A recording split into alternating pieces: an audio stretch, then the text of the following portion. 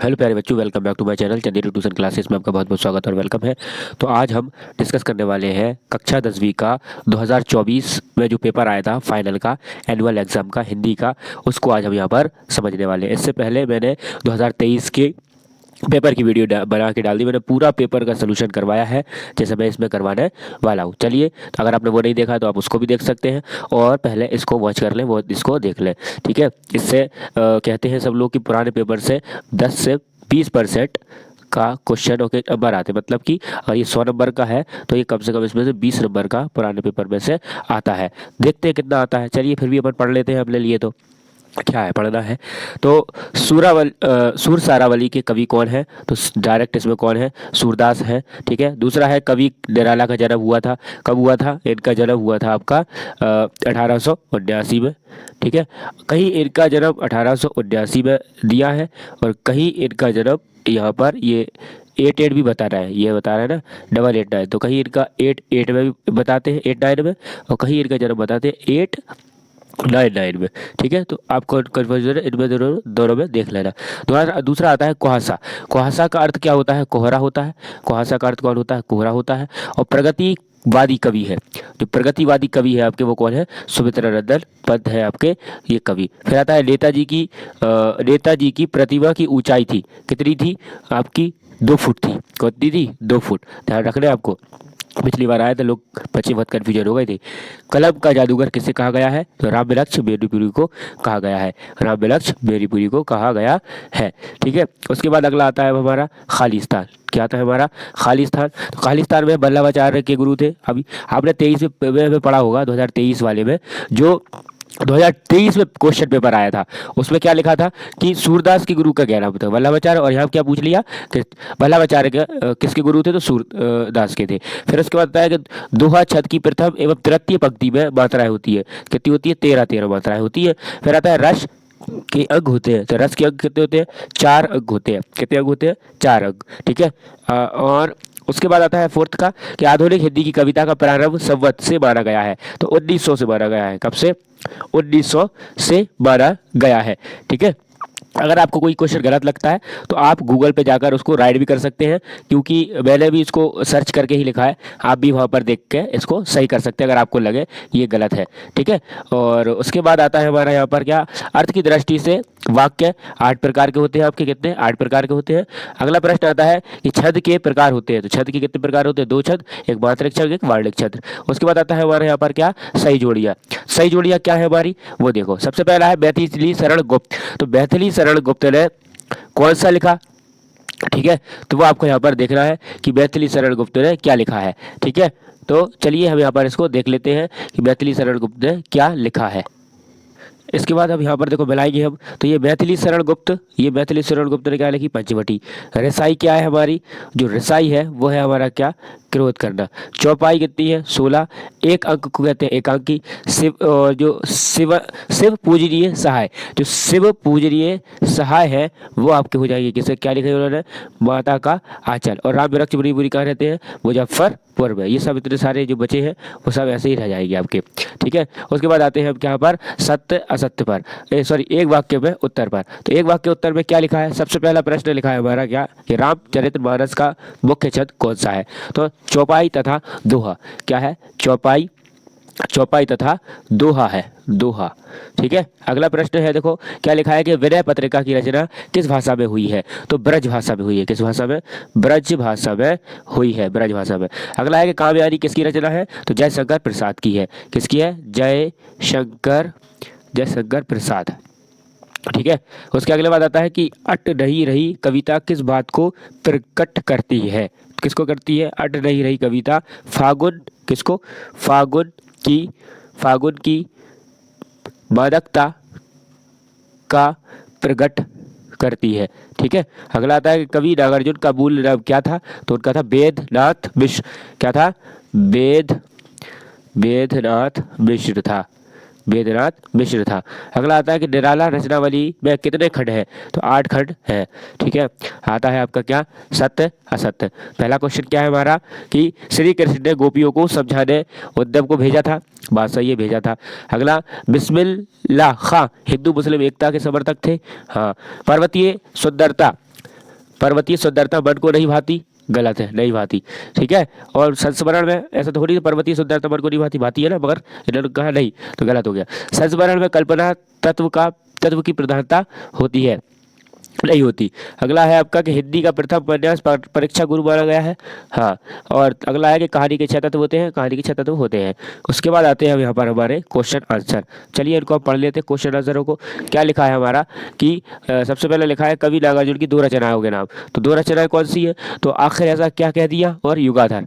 ये आखिर ऐसा क्या कह दिया और युगाधार। फिर आता है नई कविता की विशेषताएं। तो नई कविता की 2 विशेषताएं क्या है कि आधुनिकता का अभिव्यक्ति है ना, शिल्पगत नवीनता और लघु मानववाद की प्रतिष्ठा। ठीक है, उसके बाद अगला है हमारा कौन सा प्रश्न है हमारा कि 7वां कि कवि सूरदास और तुलसीदास की काव्यगत विशेषताएं निम्न बिंदुओं के आधार पर लिखिए। तो हमें किसके आधार पर लिखना है? निम्न बिंदुओं के आधार पर। निम्न बिंदु कौन से हमारे? सबसे पहला क्या बिंदु है हमारा? तो सबसे पहला बिंदु है हमारा कि 2 रचनाएं, वो जो फॉर्मेट पुराना रहता है, 2 रचनाएं हैं आपकी और भाव पक्ष और कला, भाव पक्ष इसमें, कला पक्ष उसमें मिल जाएगा आपको।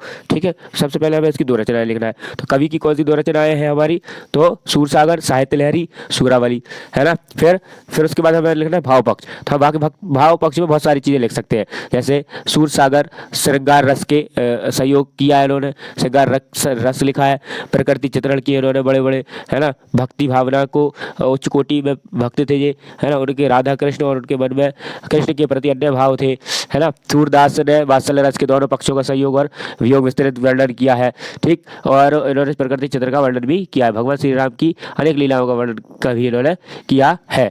अब इसके बाद अगर कला पक्ष भी आ जाता है, भाव पक्ष कला पक्ष, तो आप लिख देते हैं कि भाषा, सूरदास की भाषा सुललित और मधुरमय ब्रज भाषा है।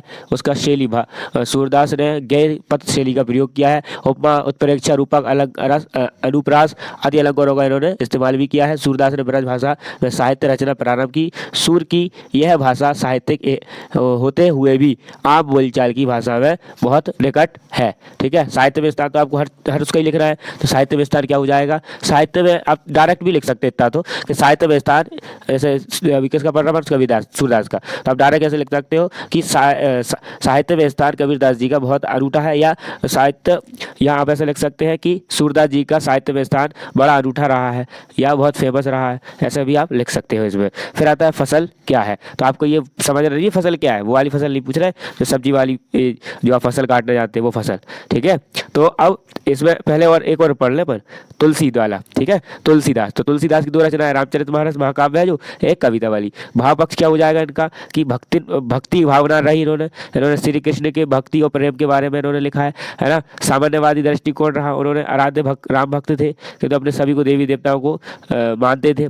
फिर लोक मंगलकारी एवं लोक रंजक काव्य सृजन, आपकी रचना सर्वजन हिताय और सर्वजन सुखाय से युक्त है। ठीक है, और अगर कला पक्ष लिखना हो तो अब कला पक्ष में भाषा होना अच्छी है, छंद और अलंकार का इस्तेमाल करा, रस सिद्धता, साहित्य में स्थान तो आप सबको ही लिख देना कि साहित्य में स्थान इनका सर्वश्रेष्ठ रूप कवि के रूप में विख्यात है। अब उसके बाद अगला प्रश्न आता है हमारा फसल क्या है। तो फसल में क्या है सबको पता है। फसल क्या है कि जब एक ही किस्म के पौधे किसी एक बड़े स्थान पर उगाए जाते हैं तो उसे हम फसल कहते हैं। ठीक है, पर यहाँ पर ये वाली फसल नहीं लिख रहा थी। ठीक है, फसल की वो डेफिनेशन आपके उसमें है, उसको देखकर आप लिखें। उद्धव के व्यवहार की तुलना किस से की गई है। तो उद्धव के व्यवहार की तुलना जल से पड़ी तेल की बूंद से, जल की, है ना, और जल में घुली मिली नहीं है। उद्धव भी इनके ही समान है जो कृष्ण के संग रहकर भी उनके प्रेम से प्रभावित नहीं हो सके। अगला प्रश्न है कि कविता में बादल किन किन अर्थों की ओर संकेत करता है। तो बादल घनघोर रूप में धारण कर पूरे आकाश को आच्छादित कर लेने वाला दिखाया गया है। यहाँ वह असीम बलशाली होने के अर्थ की ओर संकेत करता है। बादल के गरजते हुए चित्रित कर कवि ने उसे उत्साह के अर्थ में लिया। इस कविता में बादल दूतर कविता के बारे में रचनाकारों के लिए विलप्त विध्वंस और क्रांति चेतना के अर्थ के ओर संकेत करता है। कविता में अनंत सत्ता के वाहक के रूप में भी बादल का चित्रण है। ठीक है, अगला लिख रहा है हमारा क्या कि स्मृति को पथे बनाने में कवि का क्या आशय है। तो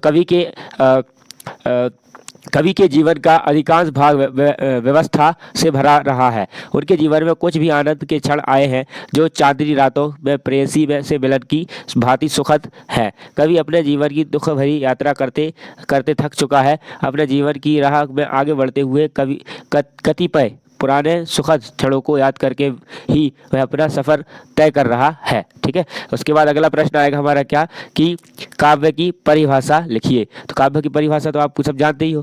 ठीक है, कौन सी वाली? रसयुक्त वाक्य ही काव्य होते हैं, मतलब वाक्यम रसात्मक काव्यम, इसका अर्थ आप जानते ही हो। ये तो लिख ही सकते हैं, या फिर लिख सकते हो कि काव्य वह रचना है जिसमें चित्त किसी रस या मनोवेग से पूर्ण हो, अर्थात वह उस जिसमें चुने हुए राज्यों के द्वारा कल्पना और मनोवेगों का प्रभाव डाला जाता है, छंद युक्त रचना काव्य कहलाती है। अगला आता है पुनरुक्ति। पुनरुक्ति प्रकाश अलंकार उदाहरण सहित समझाइए। तो जब किसी काव्य या पंक्ति में एक ही शब्द दो बार अधिक बार आए और उस शब्द का अर्थ भिन्न भिन्न ना हो, ठीक है, तो उसे हम पुनरुक्ति अलंकार कहते हैं। जैसे कि रंग रंग रंग के फूल खिले, राम राम कहीं बरम बरा, चक्र सुदर्शन का रखवारा, बातें तो तुम्हारी बड़ी ऊंची नीची है, ऊंची ऊंची है। ठीक है, फिर अगला आता है रस किसे कहते हैं। तो रस का शाब्दिक अर्थ होता है आनंद। काव्य या साहित्य को पढ़ने या सुनने या नाटक आदि को देखने से जिस आनंद की अनुभूति होती है उसे हम रस कहते हैं। रस को काव्य की आत्मा कहा जाता है। अगला आता है चौपाई। अगला क्वेश्चन क्या है हमारा? चौपाई है ना, ये रस हो गया। चौपाई की अर्थ, चौपाई छंद की परिभाषा उदाहरण सहित समझाइए। तो चौपाई छंद यह एक सब मात्रक छंद है जिसके प्रयोग इसके चरण से 16 मात्राएं पहले चरण और दूसरे चरण से तथा तीसरे चरण का तुक चौथे से मिलता है। यदि प्रत्येक चरण के अंत में होती तो चरण के अंत में चरण और तगड़ आना वर्जित है। ठीक है, अब उदाहरण में क्या लिख दोगे आप? चाहे हनुमान ज्ञान गुण सागर वाला पूरा आप उठा के लिख देना। ठीक है, चलिए स्टार्ट आगे कर ले। राम वृक्ष मणिपुरी अथवा यतीन्द्र मिश्र। तो राम वृक्ष मणिपुरी की दो रचना है तो आप कोई सी भी लिख देना। ठीक है, उसके बाद आपको क्या लिखना है? भाषा शैली। तो भाषा शैली अकेली लिखना है अपन को। ठीक है, तो आप लिख देना इसमें कि वर्णात्मक शैली पाई जाती है, भावनात्मक शैली, प्रतीकात्मक। ठीक है, और साहित्य विस्तार तो आपको सबको लिखना ही है। ठीक है, साहित्य विस्तार क्या हो जाएगा? भाषा शैली पर बेरीपुरी जी का अवधारणा आधारित है। भाषा सर्वथा सहज और स्वाभाविक है। इन्होंने कई पत्रों पत्रिकाओं का संपादन किया और नाटकों, निबंधों, कहानी और रेखा चित्रों की रचना करके हिंदी साहित्य का भंडार में वृद्धि कर ली इन्होंने। ठीक है, अगला क्वेश्चन आता है उसके बाद हमारा क्या कि क्या आता है हमारा? अगला प्रश्न आता है हमारा अब क्या कि फिर ये तो हो गया। यतिलद वाला देख लो, यतिलद की दो रचनाएं कौन सी है? तो आप लिख देना दो रचनाएं, यदा कदा, अयोध्या तक की अन्य कथा कविताएं। ठीक है, भाषा लिख दें इसमें। तो आपकी भाषा सहज और सरल और परिमार्जित है, मुहावरेदार और तार्किक से अधिक भाषा प्रभावपूर्ण बन गई है। तो आप शैली कैसी हो जाएगी इसकी? भाषा शैली की आपकी लेखन शैली में सहज ही आकर्षित होती है। वर्णात्मक, विवरणात्मक, विचारात्मक आदि शैली आपके लेखन में काम में देखना को मिलती है। ठीक है, अगला प्रश्न आता है उसके बाद हमारा कौन सा कि भगत की पुत्र वधू उन्हें अकेले क्यों छोड़ना चाहती थी? तो आप उत्तर में लिख देंगे भगवत की पुत्र वधू जाती थी कि भगत जी संसार में अकेले हैं, उनका एकमात्र पुत्र मर चुका है, वे बूढ़े और वक्त हो गए हैं, उन्हें बार बार घर की संसार में रुचि नहीं थी, अतः वे अपने खाने पीने और स्वास्थ्य की ओर भी ध्यान नहीं दे पाएंगे। इसलिए पुत्र वधू सेवा भाव से उनके चरणों की छाया अपने देर बताती थी। ठीक है, अगला प्रश्न आता है नाटक और एकांकी में अंतर। तो नाटक और एकांकी मैंने पिछली बार वीडियो में तो आपको याद करवाया था। ठीक है, तो नाटक की आप याद कर लो और एकांकी की फिर कोई भी आ जाए आप दोनों में से लिख देना। फिर आता है मनु भंडारी की व्यक्तित्व की दो विशेषताएं बताओ। ठीक है, ये हमें बताना है। तो क्या हो जाएगा इनका? सबसे पहले इनका हो जाएगा पिताजी का प्रभाव, फिर है शीला अग्रवाल का प्रभाव, वहीं पे ही है सबसे पास। ठीक है, अगला आता है अब हमारा क्या? तो आप लिख लोगे इसमें कि पिताजी लेखक के अस्तित्व को बनाने बिगाड़ने से उनके माता पिता का बहुत बड़ा प्रभाव है। उनके ही लेखक के मन में तीव्र गीता का भाव पैदा होना, उन्होंने ही उसे शकी बनाया। ठीक है, विद्रोही बनाया, ऐसे लिख देना आप। और साहित्य विस्तार तो आप लिख ही देना सबके पे। अगला प्रश्न आता है कि बिस्मिल्लाह खां को सेनाई की मंगल ध्वनि का नायक क्यों कहा जाता है? तो आप उत्तर में लिखेंगे कि मांगलिक अवसरों पर शहनाई बजाने को सदैव से ही परंपरा रही है। इस शहनाई को बजाने पर बिस्मिल्लाह खां अपने सुर के कारण अब तक के इतिहास बजाने की परंपरा में बिस्मिल्लाह खां अपने गुरु अपने सुर के महत्वपूर्ण अपने सुर के कारण अन्य तक के इतिहास में सर्वोपरि रहे हैं। ठीक है, ये हो गया। अगला प्रश्न आता है उसके बाद हमारा क्या कि बिस्मिल्लाह खां की शहनाई ठीक है, शहनाई वाला क्वेश्चन है। ठीक है, तो अब ये आपका हो गया ना, ये वाला शहनाई वाला। अगला है 50 नंबर का प्रश्न। तो 15 नंबर में हमारा प्रश्न क्या है कि गद्य की 4 विधाओं के नाम। तो वही है कहानी, कहानी, एकांकी, नाटक और है आपका उपन्यास। ठीक है, अगला है कि वह गुलाब राय के अनुसार, बाबू गुलाब राय के अनुसार निबंध को परिभाषित कीजिए। तो निबंध कौन सा है? अब बाबू गुलाब राय द्वारा है, तो ये आपने अपने मन से इसको लिख देना अंतर लेकर आके।